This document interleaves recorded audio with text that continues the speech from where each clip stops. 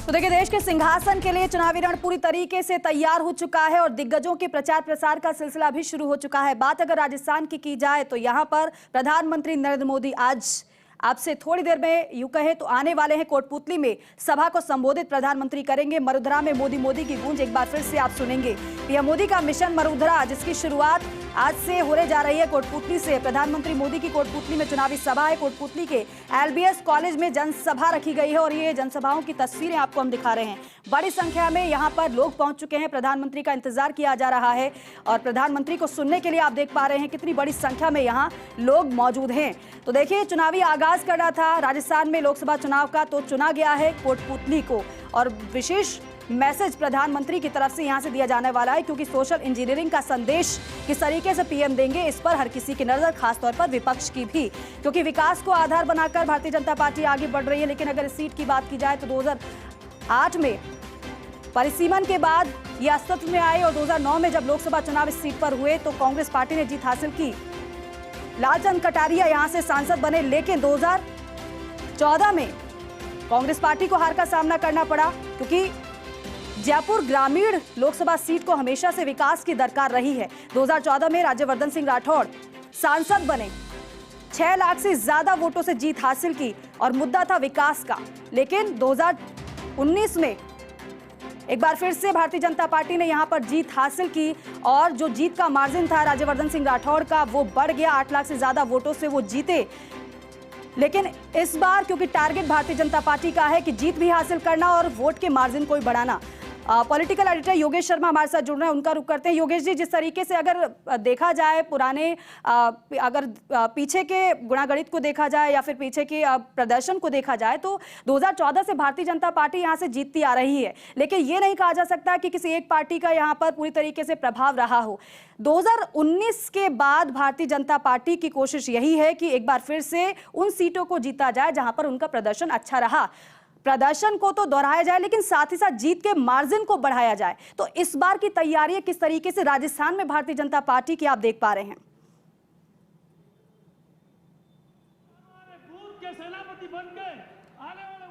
देखिए, पूरी तरह राव राजेंद्र सिंह जो कि उम्मीदवार हैं जयपुर ग्रामीण से, उनकी एक इमेज है जो कि उनके संसदीय गुणों का जो कौशल है वो एक अलग तरह से प्रदर्शित करती है। राजनेताओं के बीच में एक अलग तरह का व्यक्तित्व राव राजेंद्र सिंह का जाना जाता रहा है और जो जयपुर ग्रामीण से नरेंद्र मोदी शुरुआत कर रहे हैं उसका मकसद यही है कि उन सीट से स्टार्टिंग हो जहां भारतीय जनता पार्टी के कैंडिडेट को मजबूती मिल सके, जहां पर बीजेपी के उम्मीदवार को मजबूती मिल सके, जहां से जीत को लेकर जो भी कंटेस्ट में है कांग्रेस पार्टी, वहां कांग्रेस पर बढ़त मिल सके। और यहां अभी मोदी जी आए नहीं है, उससे पहले काफ़ी अच्छी जो संख्या बल है वो कोटपुतली के इस जनसभा में है। मेरे साथ अदिति भी जुड़ी हुई है, अदिति से बात करूंगा। और पीछे देखेंगे आप मंच पर, यहाँ राव राजेंद्र सिंह नजर आ रहे हैं आपको, सतीश पूनिया है, अरुण चतुर्वेदी भी हैं, हंसराज पटेल, डॉक्टर जसवंत यादव, कुलदीप धनखड़ मंच संचालन कर रहे हैं और देवी सिंह शेखावत बानसूर के विधायक हैं, श्रवण सिंह बगड़ी हैं, तमाम प्रमुख नेताओं की मौजूदगी है, निर्मल कुमावत है। अदिति, ये एक ऐसी सीट है और मैं इसलिए आपसे जानना चाहता हूँ ये बात कि प्रधानमंत्री के जनसभाओं का जो एक मैकेनिज्म होता है, एक रणनीति होती है, व्यूह रचना होती है। जयपुर ग्रामीण को पहला लोकसभा सीट चुना गया जहां से मोदी जी प्रचार का आज शंखनाद करेंगे। 25 में से जयपुर ग्रामीण से शुरुआत की, खास वजह और 543 उत्तर के जिला ये भारतीय जनता पार्टी के पास अगर कुछ है तो वो 2 चीजें, एक नरेंद्र मोदी का चेहरा, दूसरा नरेंद्र मोदी की योजनाएं और अगर तीसरा गिनेंगे तो अमित शाह की स्ट्रैटेजी। इसके अलावा ना कोई बड़ा चेहरा है। फिर आप राजस्थान की बात करें, इस मंच पर बहुत सारे वो नेता बैठे हैं जो अपने चुनाव हार गए या टिकट नहीं मिली और जैसे भी है नरेंद्र मोदी के वजह से वो यहाँ पर मंच पर मौजूद है। मन में चाहे नाराजगी हो चाहे मायूसी हो, मंच पर मौजूद है। अब क्या स्ट्रैटेजी होती है? स्ट्रैटेजी होती है कि जहां आपने देखा होगा आज से 2 महीने पहले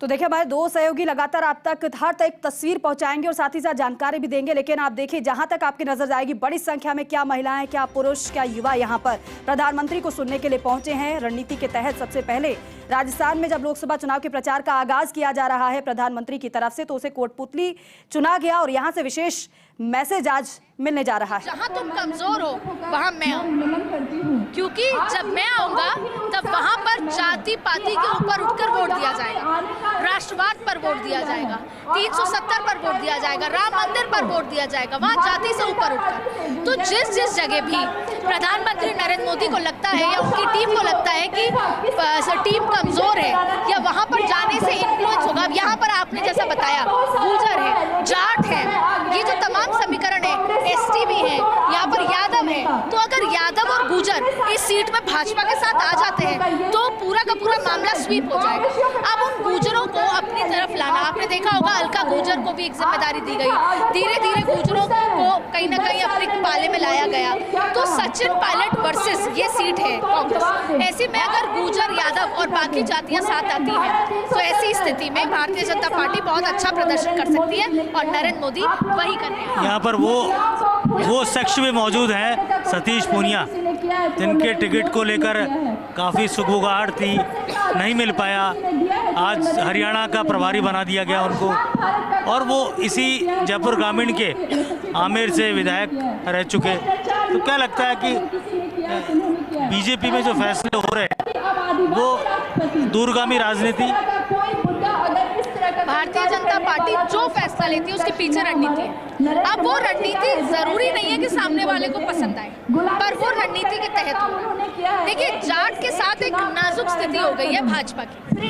जाट और भाजपा के संबंध में एक ऐसी नाजुक स्थिति बनी हुई है कि ना तो आप बिना जाट के राजनीति कर सकते और जाट अभी भाजपा को वोट नहीं कर रहे। विधानसभा चुनाव से लेकर अब तक ज्योति मिर्धा, उसके बाद आप लोकसभा में देखिए लगातार बड़े नेता आए, उनका इन्फ्लुएंस होगा या नहीं होगा ये नतीजे बताएंगे। और सतीश पूनिया पूरे 3 साल 3.5 साल प्रदेश अध्यक्ष रहने के बाद भी दिल्ली को लगता है कि उसका बहुत बड़ा इम्पैक्ट नहीं हो पाया, लेकिन जब सतीश पूनिया हटे तो कोई एक जो कम्युनिटी के कुछ एक हिस्से में नाराजगी भी रही, फिर भी वो चुनाव भी हारे। तो उनको बैलेंस करने के लिए, सोशल इंजीनियरिंग को बिठाने के लिए हरियाणा और राजस्थान दोनों को साथ एक जो बात थी, जो हम बात कर रहे थे गुर्जर और यादव को लेकर, राजस्थान की मौजूदा सरकार में यादव को मंत्री नहीं बनाया गया।